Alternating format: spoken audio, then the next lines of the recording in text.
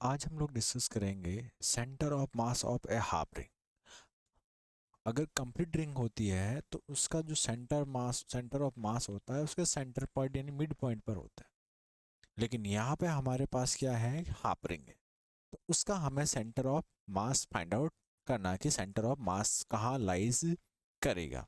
तो centre of mass lies करने के लिए हमें यहाँ पे देखो एक आर रेडियस का और M mass, mass is M कि एक हमने हाफ रिंग ली जिसका सेंटर पॉइंट ओ है, जहां पे ओ से लोकेट, सेंटर ऑफ मास नहीं, सेंटर पॉइंट ओ है। तो उसके लिए हम लोग डिस्कस करेंगे कि अगर हमें centre of mass find out करना है तो हम थीटा एंगल पे जाके, एक थीटा एंगल पे जाके यहाँ पे एक छोटा सा एक एलिमेंट लिया है, एक छोटा सा एलिमेंट लिया है। ये एलिमेंट है जैसे कि A and B of D L length. अब यहाँ पे मास इज एम है, तो यहाँ पे जो डेंसिटी है, density of per unit length mass पर डेंसिटी होगी, मास on per unit length is mass on per unit length is lambda.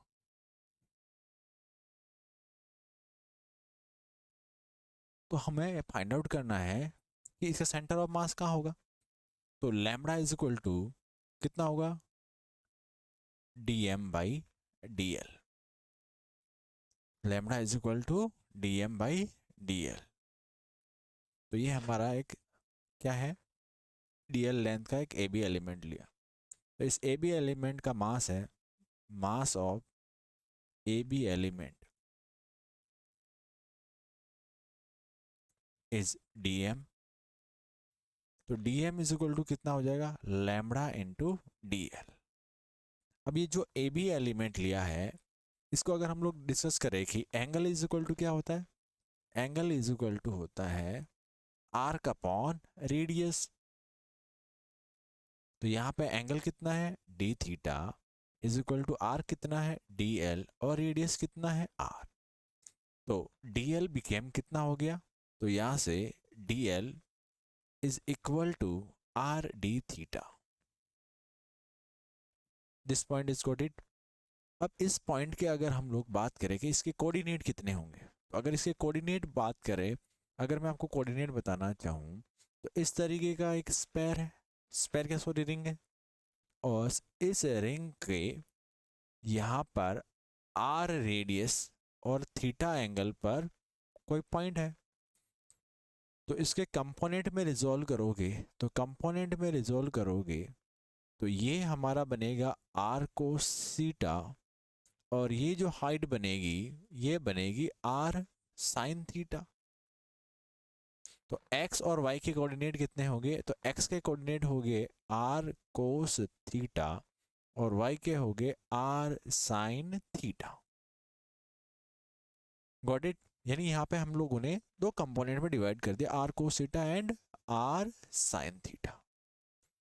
अब हमें इसका सेंटर ऑफ मास निकालना है। तो सेंटर ऑफ मास का फॉर्मूला क्या था, y ऑफ सी एम, क्योंकि x में क्या, ध्यान रखना, देखो x में क्या है, x में सिमेट्रिसिटी है, जितना x में एलिमेंट है उतना इस साइड माइनस x में एलिमेंट है, तो x का सेंटर ऑफ मास होगा वो जीरो पे आएगा। y ऑफ सी एम कितना आएगा, y ऑफ सी एम को फॉर्मूला होता है integration of Y D M upon D M, ये हमारा फॉर्मूला था। तो y का कोऑर्डिनेट कितना है, y का कोऑर्डिनेट है r sine theta into D M divided by D M. D M की वैल्यू कितनी है, डी एम की वैल्यू है, यहां से डी एम की वैल्यू इस जगह से R sine theta lambda into D L divided by lambda into dl. Here we can write dl as r sin theta. dl की वैल्यू क्या हो जाएगी, lambda dl become r d theta divided by lambda R D theta. ये are D theta कहाँ से put up किया, इस वाली इक्वेशन से, यहाँ से। देन वी गॉट हियर, यहाँ से कॉमन ले लो जिसका इंटीग्रेशन नहीं, आर और आर कितना हो जाएगा, it became R square, integration से बाहर आ जाएगा, लैम्बडा भी इंटीग्रेशन से बाहर आ जाएगा, साइन थीटा और D theta divided by lambda R D theta. R से आर कट जाएगा और लैम्बडा से लैम्बडा। अब हमें साइन थीटा के रेस्पेक्ट में इंटीग्रेशन करना है। तो आप देखो रिंग कहाँ से कहाँ तक घूम रही। अगर आप रिंग को एनालाइज करोगे तो जीरो एंगल से स्टार्ट हो गए 180 डिग्री यानी पाई रेडियन एंगल तक घूम रही। तो आपको इसकी लिमिट जो पुट करनी है, इसकी जो लिमिट होगी वो कहाँ से कहाँ तक होगी, थीटा के रेस्पेक्ट में जीरो से पाई रेडियन तक, जीरो से पाई, जीरो से पाई। अब आप इसका क्या करोगे, इंटीग्रेशन करोगे। तो इंटीग्रेशन करने के बाद में आपको y ऑफ सेंटर ऑफ मास मिलेगा, ऊपर तो बच गया r, साइन थीटा का इंटीग्रेशन कितना होता है माइनस कोस थीटा, लिमिट है 0 टू पाई, और नीचे क्या बच गया थीटा, लिमिट है 0 से पाई, माइनस r कॉमन ले लो, कोस थीटा 0 टू पाई, ये हो गया पाई माइनस 0, वैल्यू पुट कीजिएगा, y centre of mass it became minus r cos pi, upper limit minus lower limit cos 0 divided by पाई।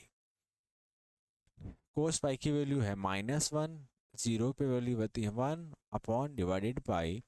तो ये y ऑफ सेंटर ऑफ मास होगी became 2r upon pi. ये इसकी value है किसमें, y of centre of मास। ठीक है, तो जो इसका सेंटर ऑफ मास हमें फाइंड आउट हुआ, इसके अगर मैं कोऑर्डिनेट लिखना चाहूँ तो x में कितना है 0, y में कितना है 2r अपॉन पाई, और z में कितना है 0।